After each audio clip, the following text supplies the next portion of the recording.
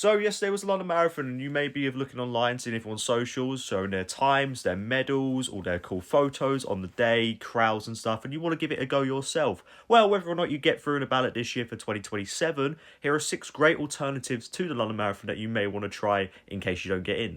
Honourable mentions go to any local events around your area or places near you that have events that go on that are maybe like shorter distances to get you used to what it feels like to run longer distances. I would definitely recommend doing. This is how I started personally. I started by doing 10Ks and half marathons before then moving on to doing marathons as well. Which still to this day I've still not been able to replicate.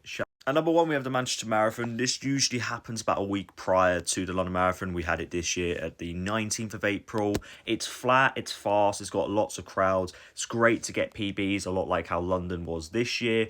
Obviously, it has happened this year, so obviously, you know, if you don't get in for London, you can do it for 2027, but it's still a great alternative. Now, this quite literally is the alternative to the London Marathon, that being the Brighton Marathon. It's near the coast, so it's quite a scenic route. Again, huge crowds there. This is quite literally the alternative to London Marathons, because when you sign up to the marathon, you have the option to pay to enter the Brighton Marathon, so it's quite easier to get into. And it has that same kind of vibe. A lot of the people who do the London Marathon or dress up or go to watch usually do end up doing the Brighton Marathon at some point as well. Now, I didn't even know about this, but Edinburgh actually has their own marathon as well. I think that'll be a great alternative for you as well, because it's still in the UK. It has different categories between 5 to 10 to half marathons as well, if you want to practice on short distances. A really great one for beginners because the route is very scenic and it's relatively flat and quite straight on a lot of these as well. You don't really have to do any twists and turns or any high elevation, low elevation run. So it's really good for you if you want to just get started and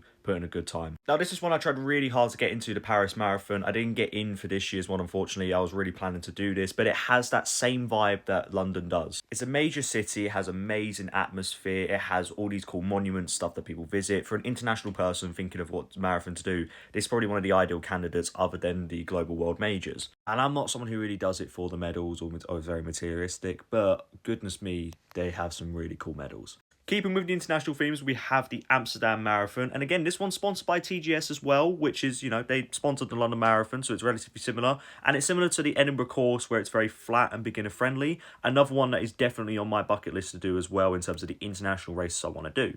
And I know this last one isn't a marathon, but the Great North Run has exactly the same theme to the London Marathon and what that has, with great atmosphere, lots of crowds and lots of people who enter this stuff. And it's really good if you want to start out by doing a half marathon before building up to the big 26-mile run.